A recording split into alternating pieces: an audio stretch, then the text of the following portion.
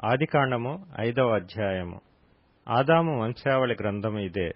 దేవుడు ఆదామును సృజించిన దినమున దేవుని పోలికగా అతని చేసెను. మగవానిగాను ఆడుదానిగాను వారిని సృజించి, వారు సృజించబడిన దినమున వారిని ఆశీర్వదించి వారికి నరులని పేరు పెట్టెను. ఆదాము 130 ఏండ్లు బ్రతికి తన పోలికగా తన స్వరూపమున కుమారుని కని అతనికి షేతు అను పేరు పెట్టెను. షేతును కనిన తరువాత ఆదాము బ్రతికిన దినములు 800 ఏండ్లు. అతడు కుమారులను కుమార్తెలను కనెను. ఆదాము బ్రతికిన దినములన్నీయు 930 ఏండ్లు. అప్పుడతడు మృతి పొందెను.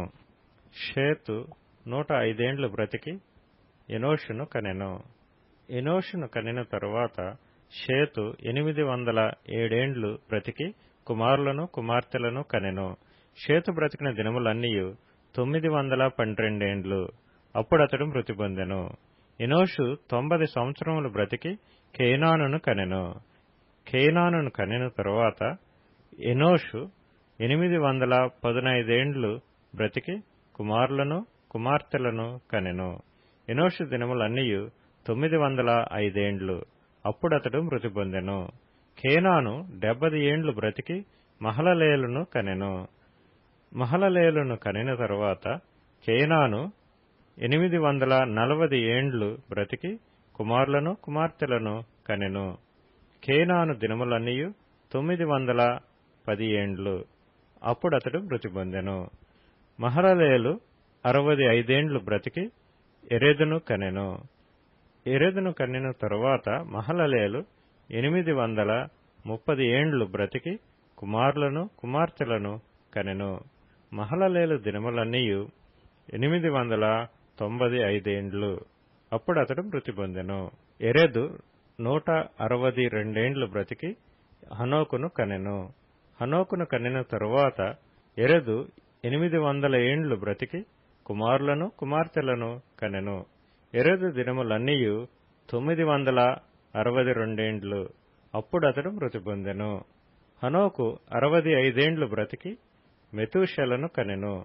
హనోకు మెతూషెలను కనిన తరువాత 300 ఏండ్లు దేవునితో నడుచుచు కుమారులను కుమార్తెలను కనెను. హనోకు దినములన్నీయు 365 ఏండ్లు. హనోకు దేవునితో నడిచిన తరువాత దేవుడతనిని తీసుకొని పోయెను గనుక అతడు లేకపోయెను. మెతూషెల 187 ఏండ్లు బ్రతికి లెమెకును కనెను.